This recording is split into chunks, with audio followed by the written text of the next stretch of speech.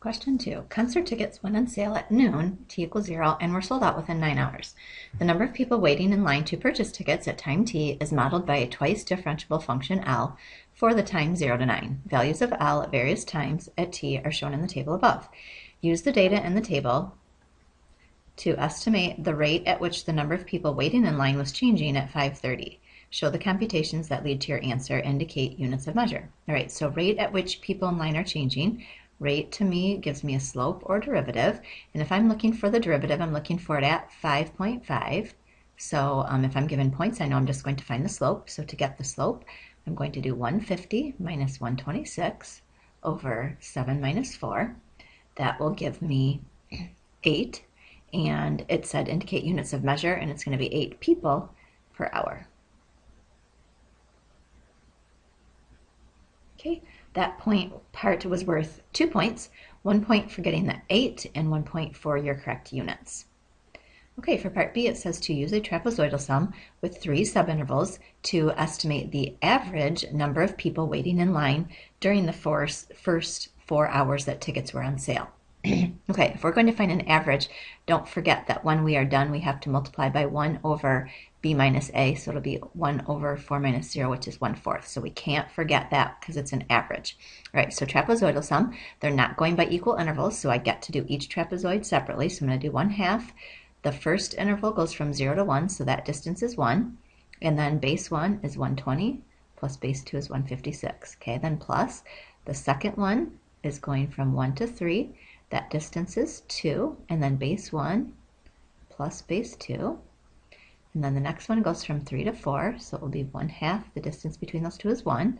Sum of the bases, it will be 76 plus 126, and then plus 1/2 times, the next interval goes from 4 to 7, which is 3.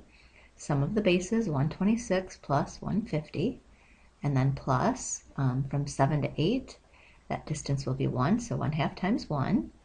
And then that will be 150 plus 80, sum of the bases, and then plus 1/2 times, this last one also goes by 1, and we'll have 80 plus 0. So if I work all of that out, and then when I'm done, don't forget we have to multiply by 1/4.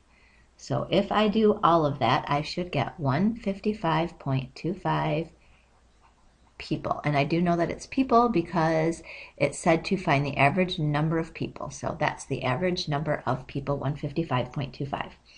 All right, we got just 2 points. That was kind of a lot of work for 2 points, but we got 1 point for using a trapezoidal sum, and then we got 1 point for getting the correct answer. All right, part C. For 0 to 9, what is the fewest number of times at which L prime must, okay, what is the fewest number of times which L prime must equal 0? Give a reason for your answer.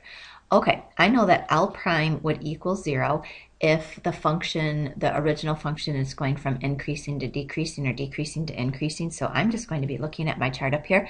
I notice that the numbers in the table are increasing until I get to 176, and then somewhere between 3 and 4, the numbers must be going down. So somewhere between 3 and 4, L prime must equal 0.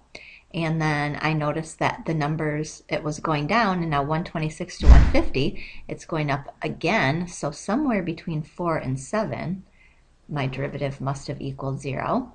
And then I noticed from 150 to 80, it's going down again. So somewhere between 7 and 8, my derivative must again equal 0. The way that I would say that would be that I would say somehow the function goes from increasing, sometime in that interval the function goes from increasing to decreasing, so the derivative must have to equal 0. So that would be the actual explanation that I would write down. I'd say somewhere between 3 and 4, the function goes from increasing to decreasing, so there must have been some point in time where the derivative equals 0. And I would do that for each interval. Okay, I would get 3 points for this problem. If you considered the change of sign of L prime, you're going to give yourself a point. So if I I might want to say something like, even to get my full point for that, since my function is decreasing, going from increasing to decreasing, my derivative is going from negative to positive or positive to negative. So I might actually want to say something about my derivative on that point as well. If I give an analysis, so actually if I'm doing some explanation, I'll get a point, and if I come up with my conclusion, I'll give a point. So that's kind of a lot of points kind of spread out, so hopefully you're able to score yours okay. All right, for part D, the rate at which tickets were sold for 0 to 9 is modeled by this function, tickets per hour, very key. Based on this model, how many tickets were sold by 3 p.m. to the nearest whole number? So I want tickets per hour. It was at tickets per hour, and I want to know how many tickets. So I know to get from tickets per hour back to tickets, I'm going to have to take the integral. And to get the time interval, we want to know how many tickets were sold by 3 p.m.